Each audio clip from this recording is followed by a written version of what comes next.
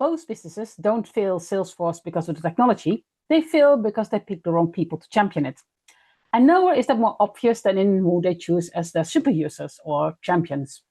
Because let me say something that might not be what you want to hear.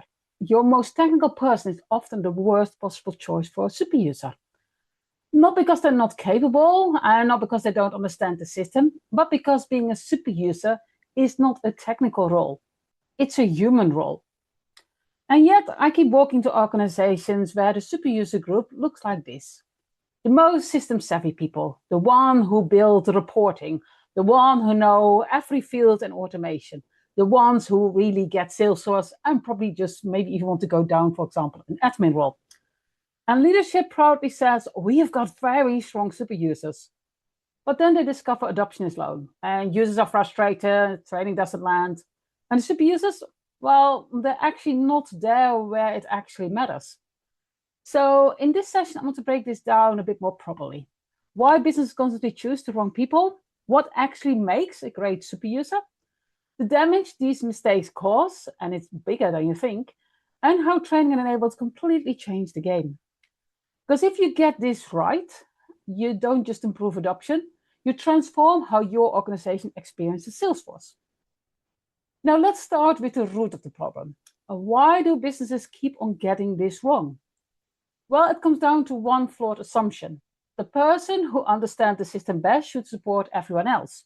That sounds logical, right? But it ignores something fundamental. Understanding a system is not the same as influencing behavior. Let me give you a real-world dynamic. Your technical experts, they know how Salesforce works. They can troubleshoot issues, they understand data structures, probably help configure parts of the system.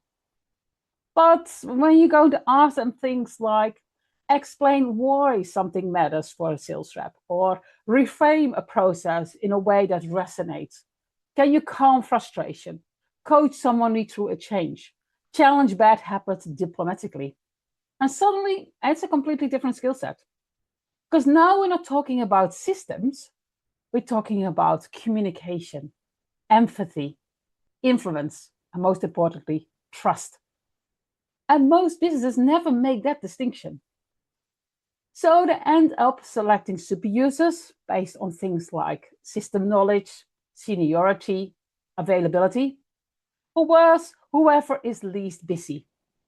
And then they wonder why the role never really delivers real impact.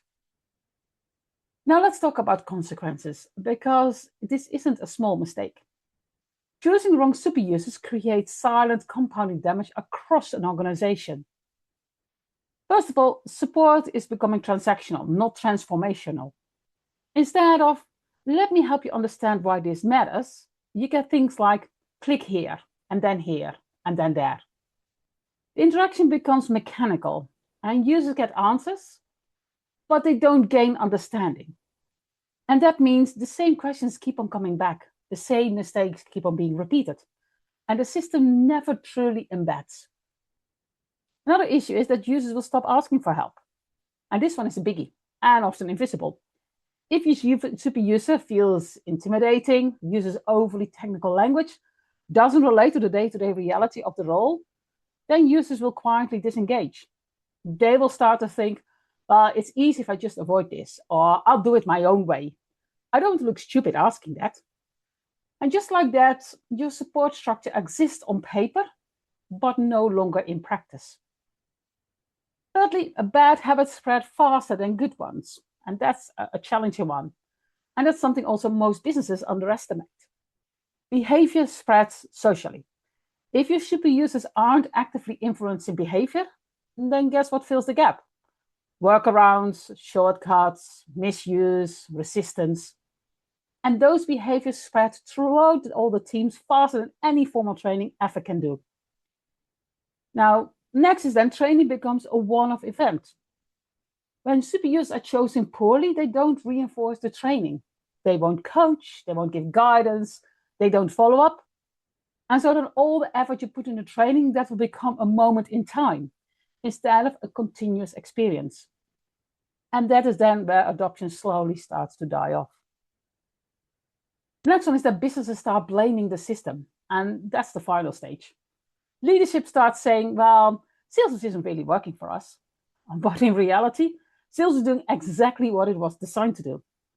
It's just being experienced through confusion, friction, lack of support.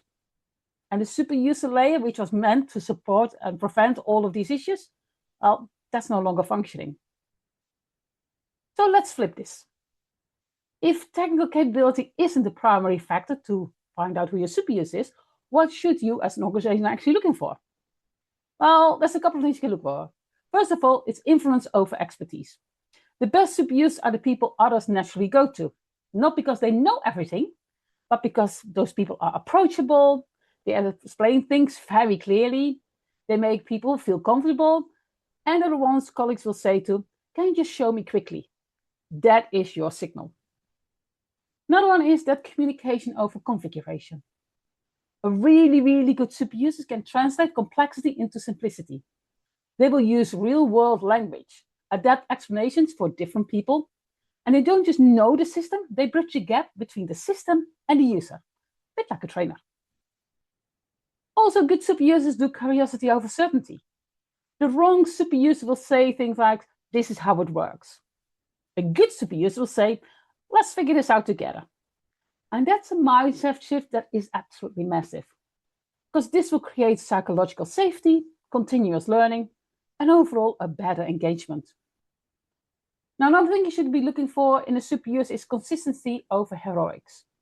You don't need someone who jumps in occasionally and saves the day. You need someone who reinforces behaviors daily, encourages good habits, gently corrects misuse, because adoption isn't built in big moments. It's built in small, repeated interactions. Next, a super user will be coachable, not just capable. And that's a big one. Your super users should be people who are open to learning. They can take feedback, they can evolve how they support others. Because with the right training, you can build capability, but you can't easily build a mindset. And this is where everything connects back to the world of training and enabled, to my world. Because selecting the right people is only half the story. What you do with them next is what creates impact. Because super users aren't just not born, they are built. And most organizations, well, you select them, you give them a title, maybe run a short session, and then leave them to it. No enablement, that's just abandonment. What should proper super user enablement actually look like? Well, it shouldn't be, here's more system knowledge. A good super user enablement should be things like, okay, let's help this super user know how to coach, how to communicate, how to support different personalities, how to handle assistance, and how to reinforce training. You basically need to turn them into behavior influencers and no longer into system experts. Well, most importantly also, and that's for me as a training where it becomes really important, is that if I give them proper training, that will become scalable through super users. When super users are enabled properly, then training doesn't stop after go live. Support becomes embedded in teams. Knowledge spreads organically, and then adoption sustains itself.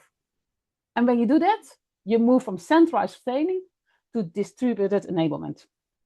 And that's where real ROI starts to show. And all of this will drive the multiplier effect. One well-enabled super user can influence a whole team, a whole department, maybe the whole culture of a company. Now multiply that across your organization. You no longer talk about support, then you really start to talk about transformation. So if you're listening to this and thinking, well, we probably picked the wrong people. Well, it's good that you hear that, because awareness is where the change starts.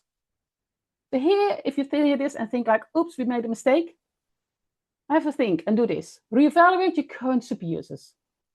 Don't do it based on knowledge and titles, but based on their influence, on their communication, and how trustworthy are they. Next, have a real good look and try to find your hidden influencers. Look for those people that other people go to. Look for the informal leaders, people that others really rely on, and they're often not the really obvious choice. A big one is invest in enablement, not just training. Don't teach them Salesforce, teach them how to support, how to guide, how to influence behavior. A really big one, which I think is really important, is redefine the role internally. Make it clear, this is not a technical role, this is a people role. That shift alone changes everything. And with it should also be some sort of compensation, which people don't really talk about.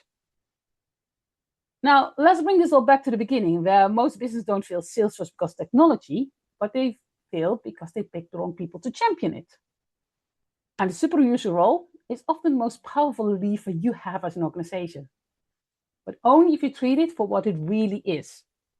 Not a system function, but a human bridge between technology and behavior. So next time you need to select your new group of super users, don't ask who knows Salesforce best, but ask who do people trust enough to change how they work? Because that's the person who will make your system succeed.